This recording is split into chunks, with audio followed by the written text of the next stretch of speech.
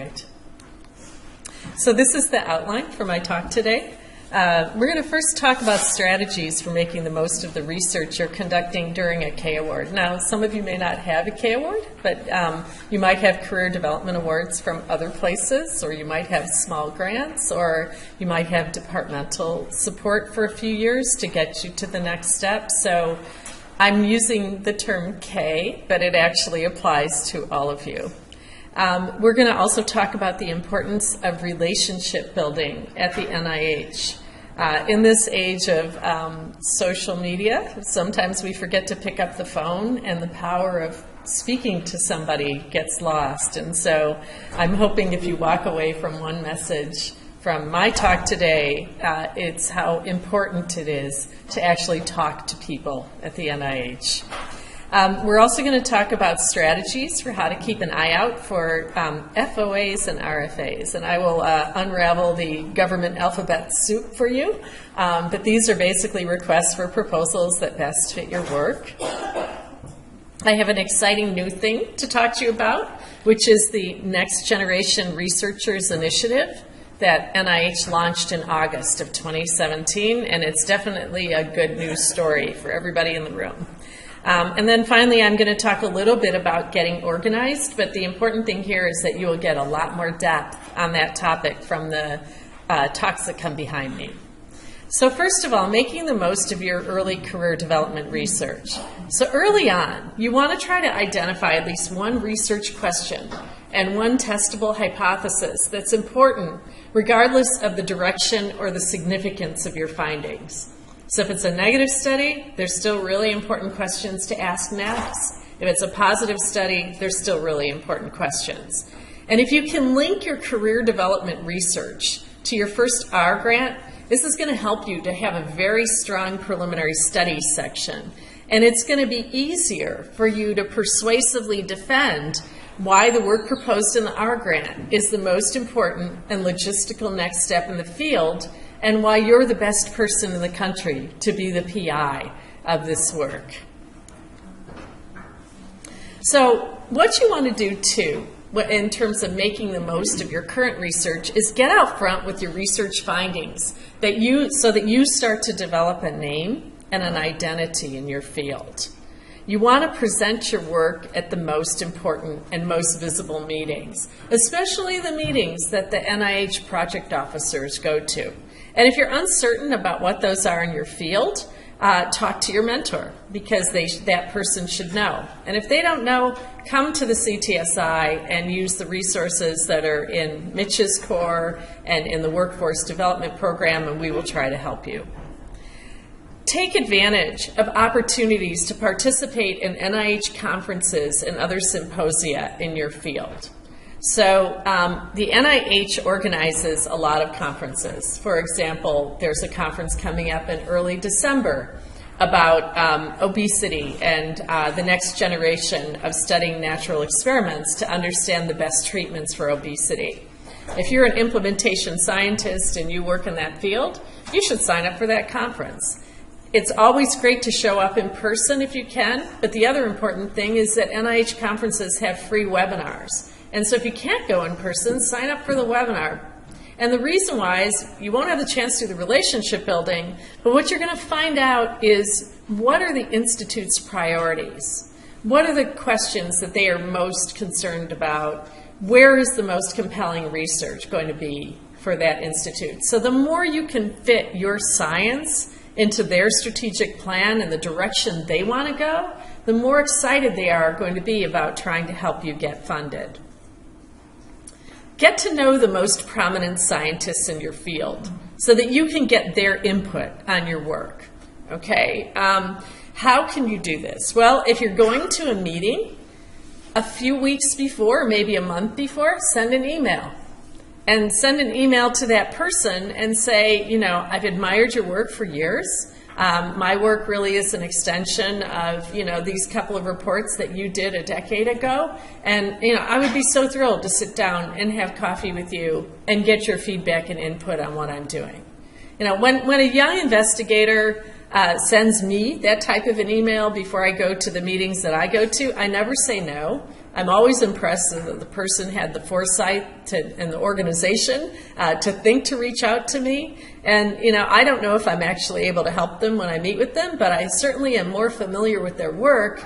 And if I'm serving on a study section and I happen to see a proposal from that person, I'll remember the meeting.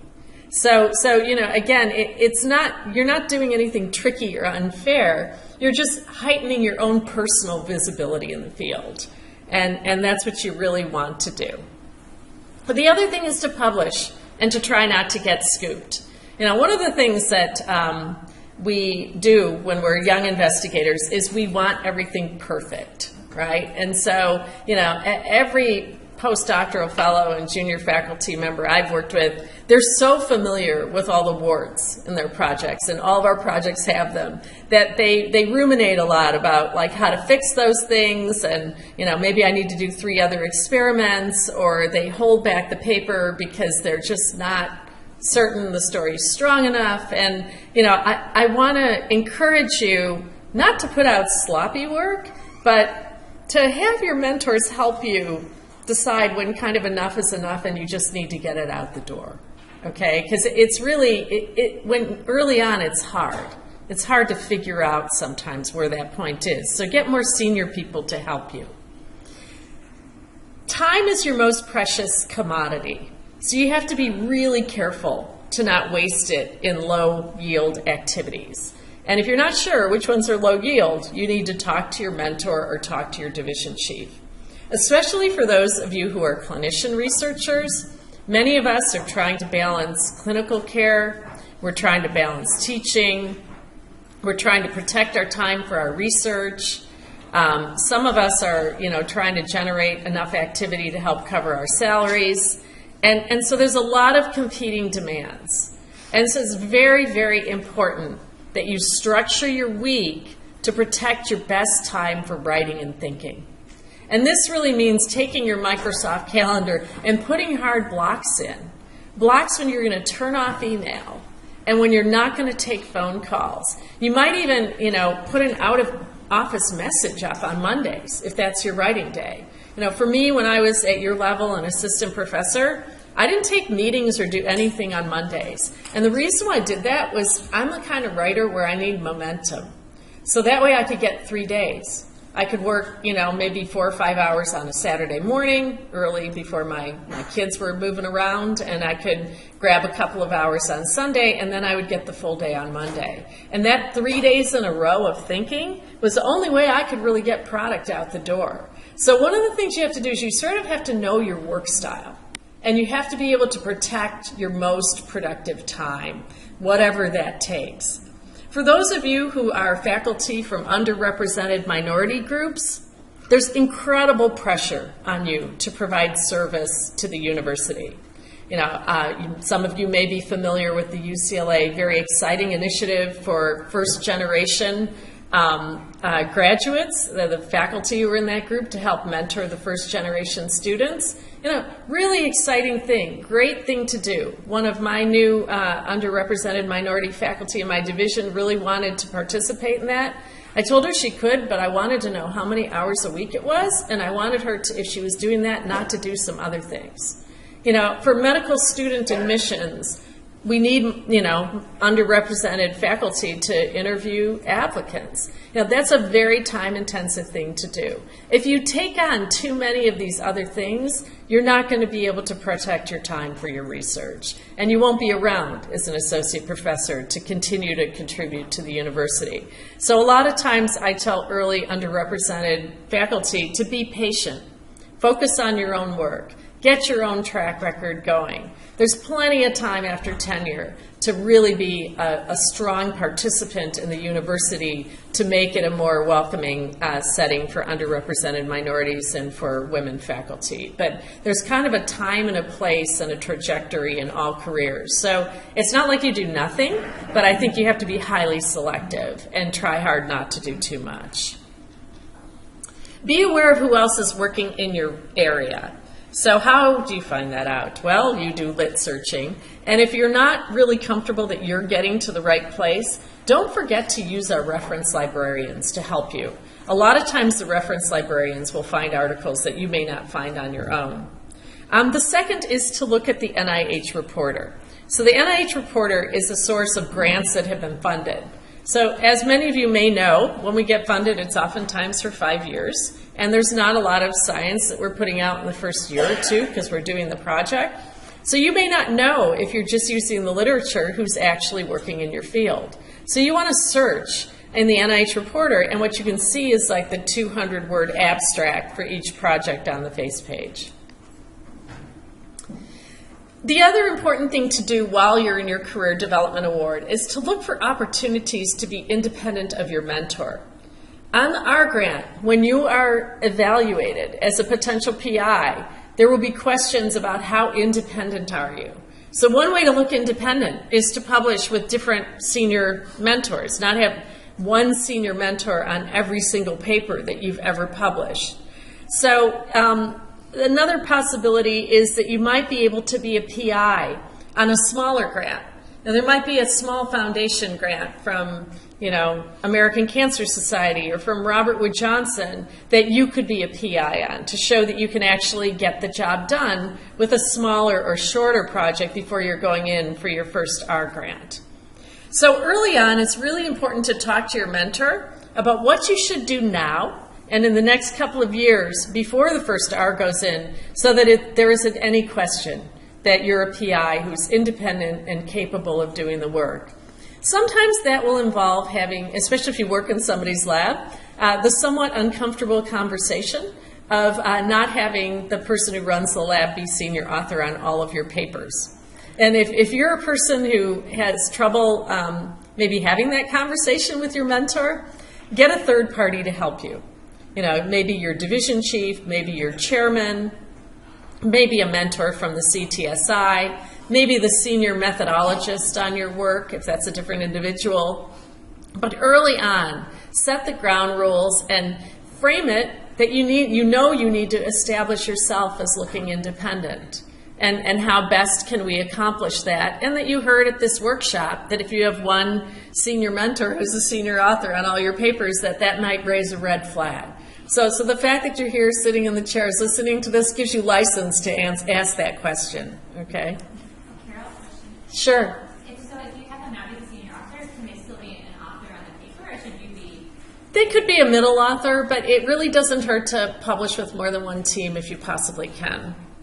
So what about the NIH? Establishing relationships with program officers at the institute or institutes where your research area is really important. So some of you may be in a position to be at more than one institute. You might have work that's relevant to the National Institute on Aging and also at National Heart, Lung, Blood. Or you might be somebody, if you're in health services research, where you have some of your work at ARC, but you might be eligible to be at one of the NIH institutes. So what you want to do is every institute has a web page. And on the web page, they have their strategic plan and their priorities. So you want to see where you fit. And now, it's really important that institutes tend to manage grants in slightly different ways. But in general, the way NIH is set up, they've structured it so there's somewhat of a leaky firewall between the review process and the programs. So the programs live in the institutes, and they set research priorities. And so that's where you figure out where your fit is content-wise. The actual reviews don't happen in the institute. They happen in the Center for Scientific Review. So that's a separate group. Now, the program officers are allowed to go to the CSR reviews. They don't talk, but they listen. And they can hear how your proposal's doing, what the issues are, what they aren't. So you want to leverage the fact that they're in the room with your pre-proposal planning.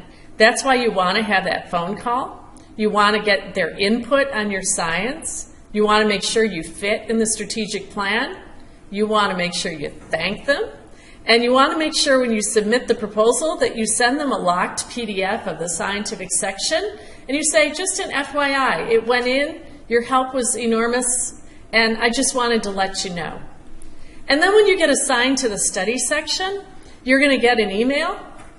You want to make sure when you look at that email that it looks like the right study section. that there are scientists on that study section who are qualified to evaluate what you've submitted. Now, what if you find out that you've had a mistriage? You got sent to a study section where actually there's nobody on the study section who would understand your work. At that point, you call the administrator at CSR and you let them know. You might have even searched a little bit on the web for a better fit study section, and you work with them to see if you can get it reassigned to a better place. So another way to get to know your institute is to sign up for the NIH Guide listserv. How many of you are signed up for that? Only a couple. So the first thing you're going to do when you walk out of this workshop tonight, you're going to get online and you're going to sign up. And the reason why is because once a week, NIH sends out a list of all new requests for proposals. Now, you're not going to be writing this grant this week, right? But what you want to do is you want to start watching this list. Because as you're reading titles and reading requests for proposals, it will help you get a sense of where your work fits. And so that's really important. Now, with the new School of Medicine spam filter, my NIH Guide is getting trapped in the spam filter. So if you're going to sign up, you're probably going to have to go into that system and release it so it actually goes to your in-basket. So these are your main resources for figuring out where fit is. So the program staff. The program staff, they go by a number of names. Sometimes they're program directors, program administrators, or project officers, okay? They work for the Institute, and they handle all pre-application questions. And they manage a whole grant portfolio, usually in an area. They help to write the requests for applications and the program announcements. They are observers at study section. They handle post-review issues. They will be the people who send out your summary statements or your reviews, and they initiate the funding plan and process. So what about all these acronyms? Obviously, NIH is National Institutes of Health. AHRQ is the Agency for Healthcare Research and Quality. PCoR sits outside of the NIH and outside of the U.S. Public Health Service. It's a public-private partnership called the Patient-Centered Outcomes Research Institute. It's funded by a small surtax on health insurance, and it is a public-private partnership.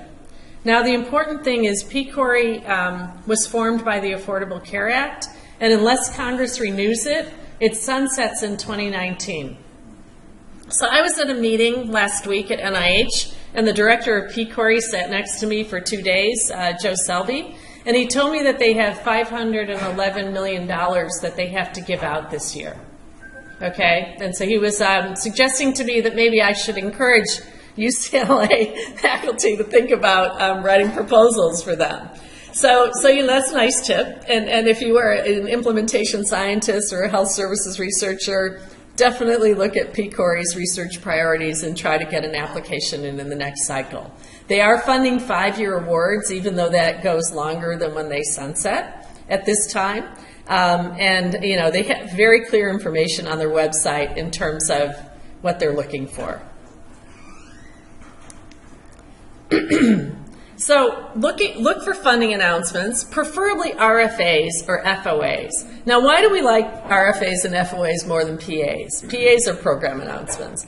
The reason why is because an RFA or an FOA has money that has actually been set aside to fund research under that announcement, and it can't be used for anything else. So, and they'll show you how much money has been set aside to conduct that research. So, you know, if you know that the average NIH award is $500,000 for an R01, that's the maximum amount you can request. And if they say that there's been a set aside of $10 million for a specific RFA, well, do the math. That means they're going to fund 20 people. That's a lot. And so, you know, that's a really nice thing to go in on. Program announcements are important, and they're in the strategic plan, but there aren't specific dollars allocated for the field in the program announcement. So the program announcement may be driven by the Institute's strategic plan, but you need to step back and you need to remember who funds the NIH. Anybody know? Congress, right. Who influences Congress? Trump. Who else? Lobbyists. So what, so you're going to notice some interesting things in the program announcements. There are certain fields that seem to have disproportionate representation in program announcements. So, for example, if you look at the number of program announcements after Christopher Reeves injured his spinal cord that were about spinal cord injuries, it was huge.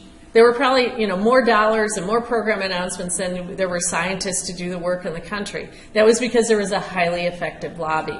Okay, so a lot of times the institutes will put out a program announcement, but it's like an unfunded mandate, just so then in their annual report, when they have to go back to Congress, they can say, look, we put it out there, we tried to get scientists to come.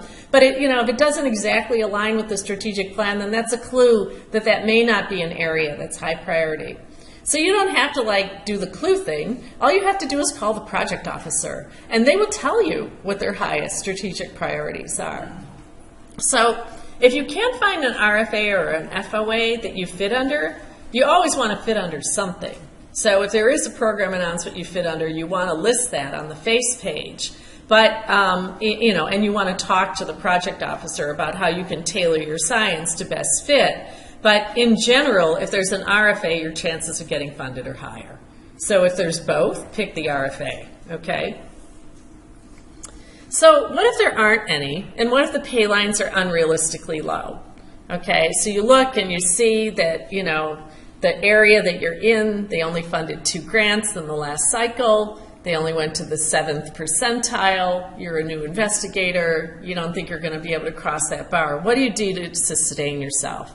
So this is where you want to consider foundations, funds from professional organizations, industry, or institutional grants to tide yourself over. The CTSI has a lot of pilot money. A lot of different centers here on campus have pilot funding. So it may be that you need to buy a little time if you're not seeing something that's going to exactly work for what you're interested in. The whole point of these smaller awards is to keep yourself working, protect your time, keep publishing, stay active in the field, and realize that every successful scientist at this institution had a phase like that. They managed to power through it until they were more competitive for an R award. So, don't despair if it's looking, sort of a little bit grim in the moment for getting funded by the R mechanism. So what about percent effort and support for K awardees? So if you do have a K award, you know that you have to commit a minimum of 75% full-time professional effort. And the remaining effort, up to 25%, you can use for additional research, teaching, clinical work, or other efforts that are complementary to your career development award.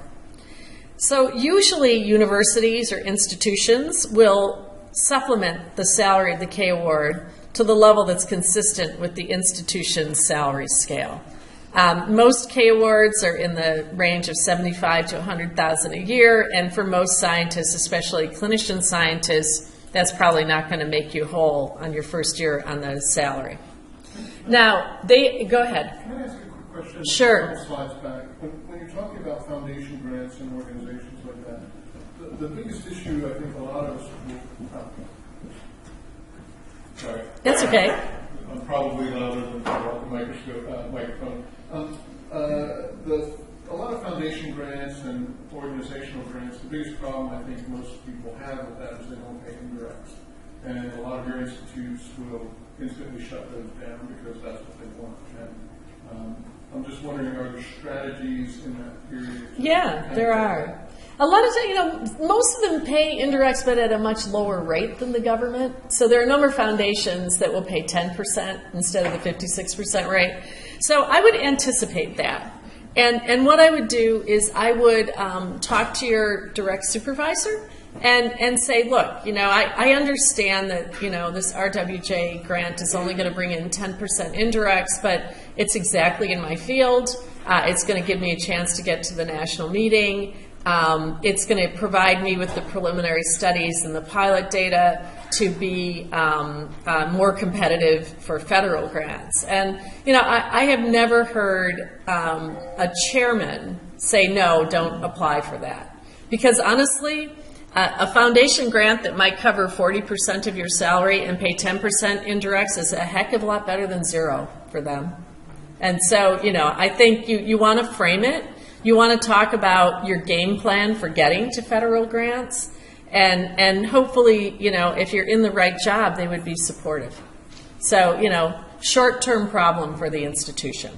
But they're investing in you, and the goal is really to get you to that longer-term success. But don't be afraid to have the conversation, you know, and I think, you know, what you don't want to do is have your boss find out that, you know, he thought you were applying for an R, you put in a foundation grant, and he didn't notice that until he had to co-sign the E-Pass, you know, which is the thing where the division chief says it's okay to submit the grant. So, you know, you want to anticipate, have the conversations, get that person to buy in to your future. So for effort not directly committed to the K award, recipients can devote effort with compensation on federal or non-federal sources as a project director or PI, or in another role as a co-I, as long as the specific aims of the other supporting grants is different than the K award.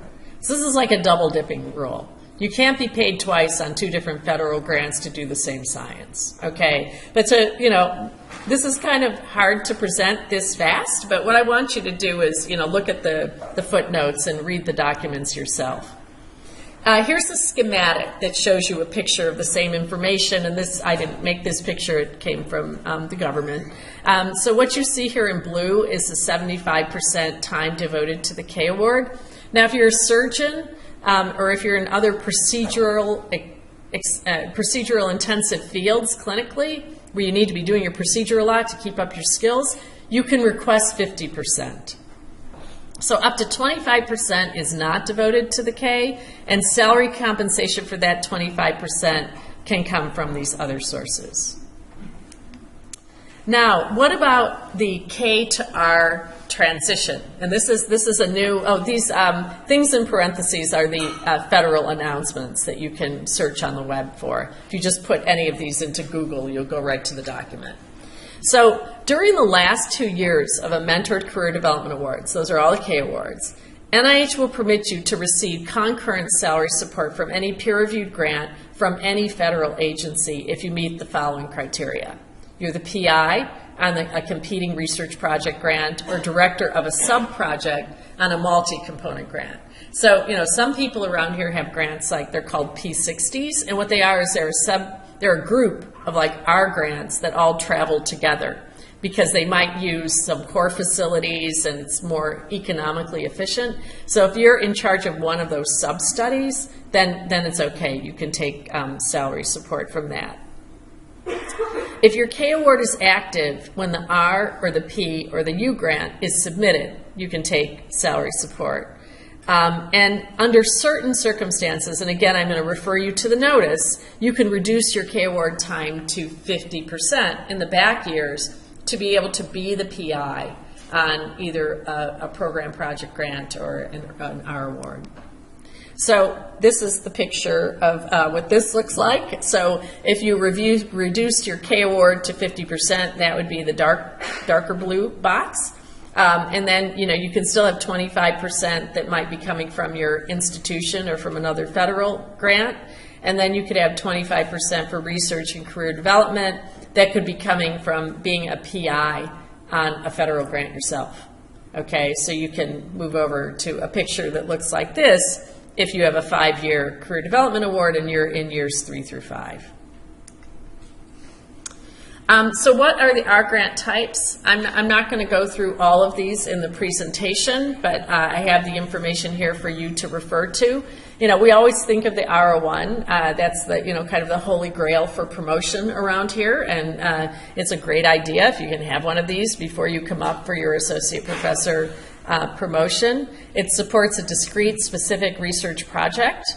It's the most common mechanism at NIH.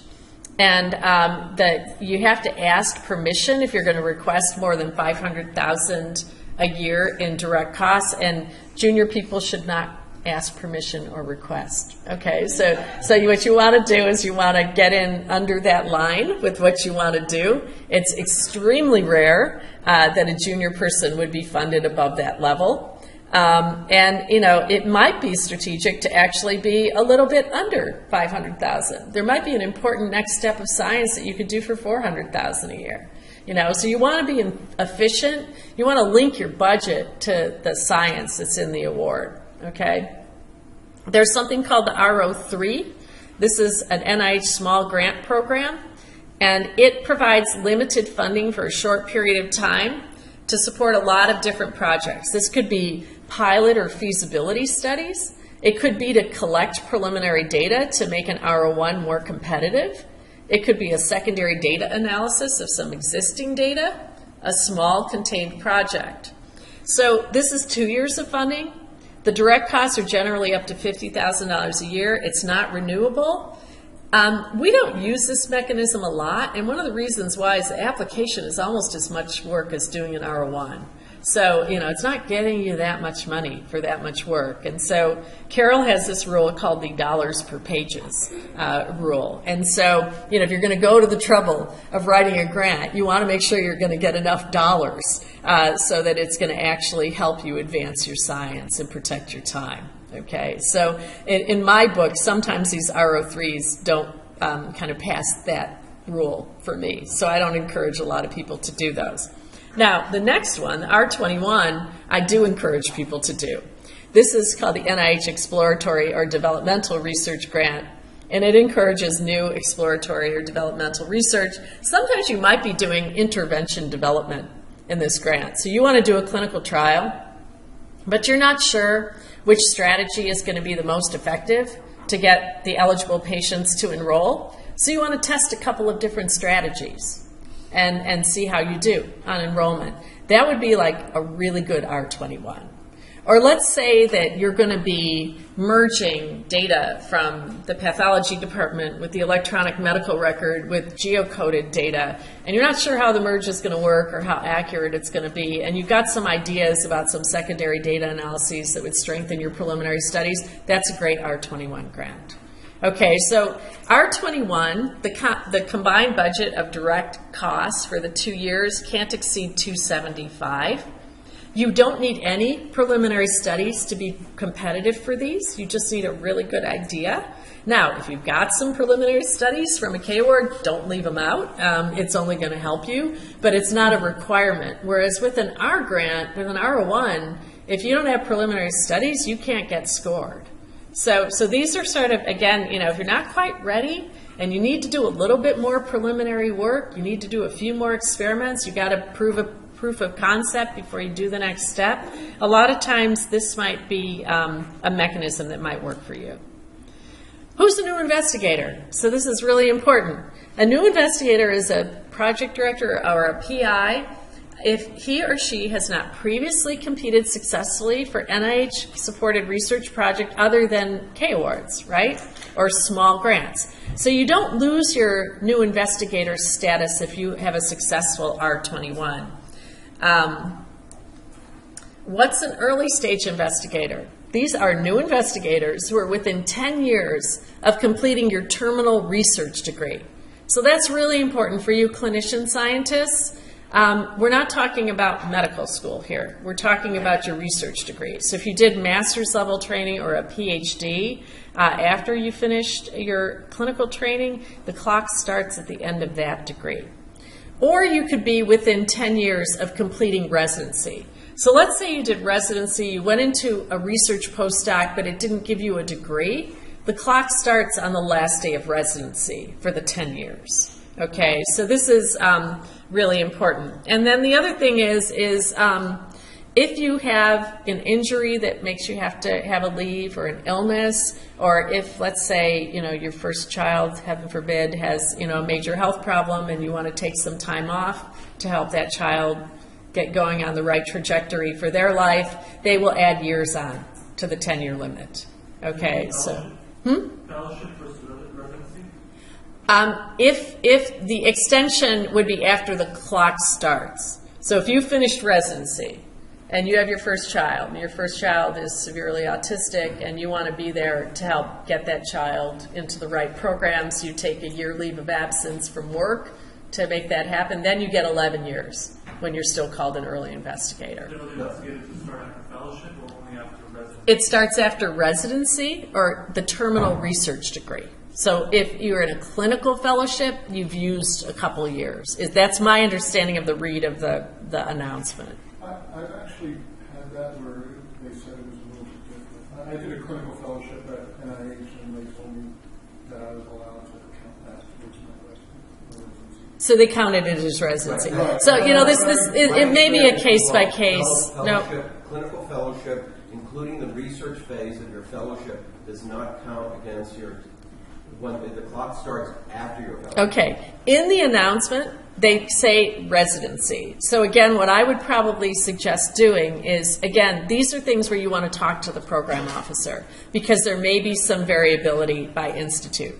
I think what you can do is you can just call Era's Commons and they'll switch it for you because Yes. there's no hard fast in the system that your clock usually will start once you complete residency, but if you did a terminal research degree or completed a fellowship, they have to go into the system sometimes Yep. to reset it. Yep. So it's really important that people check their ESI status Right. before submitting an application. Absolutely. And one of my mentees switched it because his clock had started at the end of residency, but he actually did a research master's degree. And it actually just took an email to ERA Commons. And within 24 hours, they had switched the ESI status on. So that's a really good point.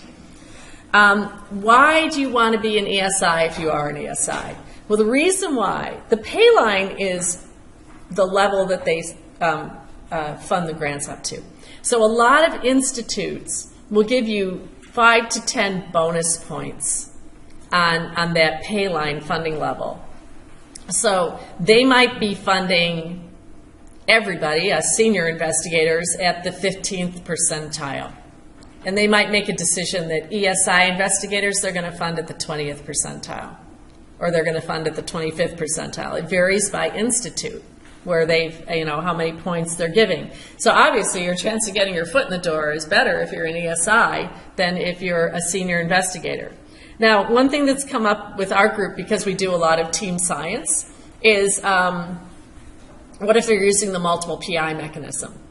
And so, one person in the multiple PI is an ESI and another person isn't, then you don't get to go in as an ESI. So you may want to decide not to use the multiple PI mechanism and to go it alone so that you have the advantage of having this. The funds are requested for all years, and they try to do a more expedited review if you do a revision and you're an ESI. And you can continue being an ESI. Let's say you get your R1 and you got it for 5 years. For your first competitive renewal of that R1, they'll still give you the ESI advantage. So you get it, for like 10 years. It's pretty nice. Problem for some fields. This only applies to the R1. So, for some of us who do research where we use the R18 mechanism, which is a mechanism a lot of times we use for implementation science, they don't give the ESI points. And they don't consider ESI investigators. I was actually talking to the head of the diabetes branch last week, Judy Fradkin, about this, and NIDDK is going to try to switch that policy because they have a lot of early stage investigators who are using the R18 mechanism. So what is the Next Generation Research Initiative? And I got to hurry up here, so I'm probably not going to get through all my material, but I want the other talks to have time. So you're going to end up reading more about this on your own. But NIH has submitted funds for the base budget beginning in 2017 with about $200 million, and their plan is to ramp up to $1.1 billion a year after 5 years to support more early stage investigators and mid-career investigators. And what they're doing is they're doing a number of activities to try to support you better, but the most important bullet here is the fourth one, which is that they aim to fund most early stage investigators with R01 equivalent applications that score in the top 25th percentile.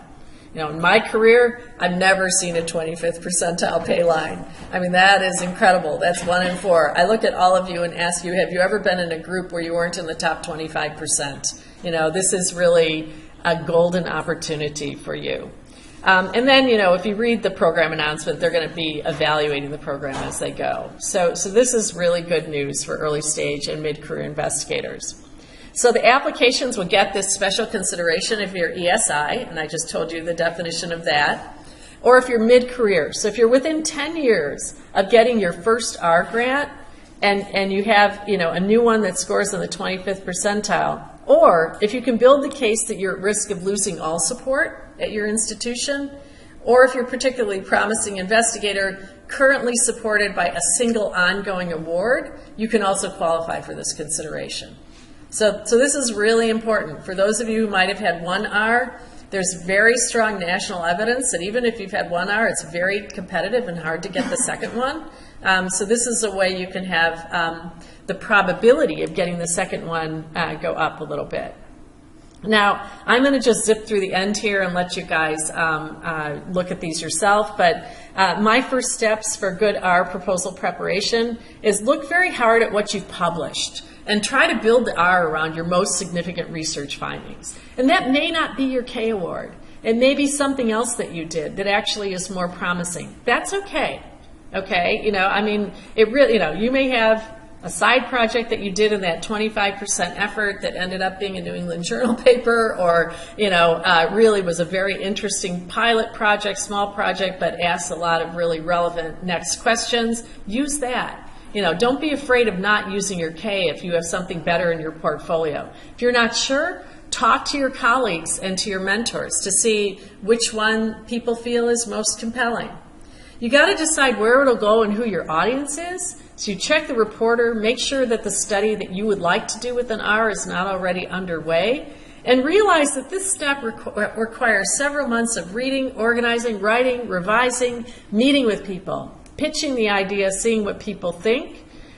This slide just shows you the dates for when you have to submit grants and when the earliest start dates are. The government has 3 cycles a year. And, you know, the other thing you want to do early on is you want to talk to that project officer. How do you have that conversation? Write your draft aims, 1 page, okay? Work on your draft aims, maybe 2 or 3 rounds with a mentor or colleague. Attach it as a PDF to an email to the project officer. Introduce yourself and ask for a half-hour phone call. If you can get your mentor in the room on that phone call with you, great. If you can't, go ahead and do it by yourself. And what you're doing is you're showing them this early idea to get their feedback. Why do you want to do that on the phone?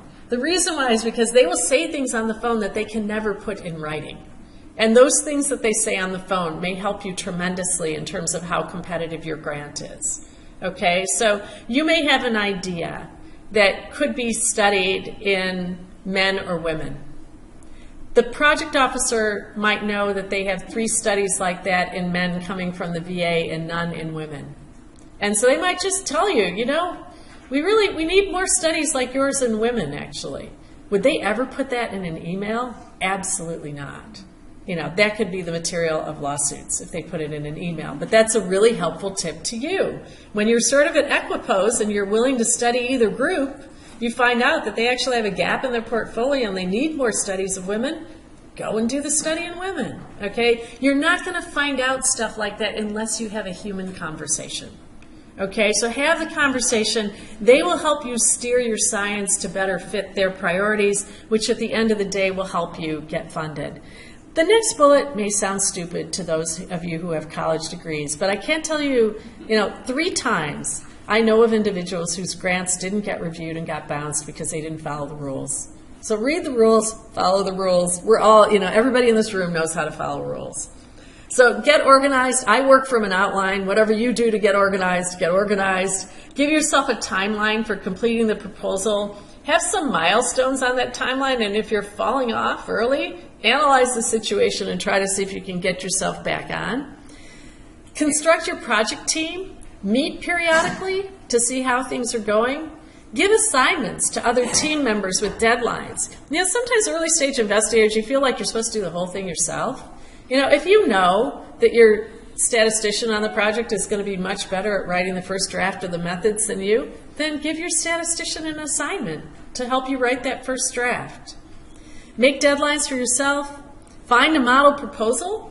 We actually have a really great growing research grant library at the CTSI of successful grants in different fields, both K Awards and our grants, and look at the library. We can teach you how to look into it.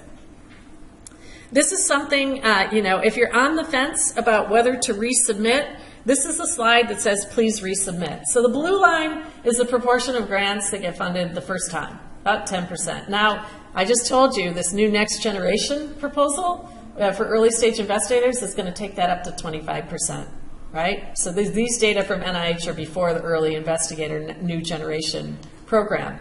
The red line is the first resubmission. So what you see is if you are on the fence, please resubmit unless there's really a fatal flaw that came out in the reviews. Okay, let's say you resubmitted, the score got a little bit better, should you go in again?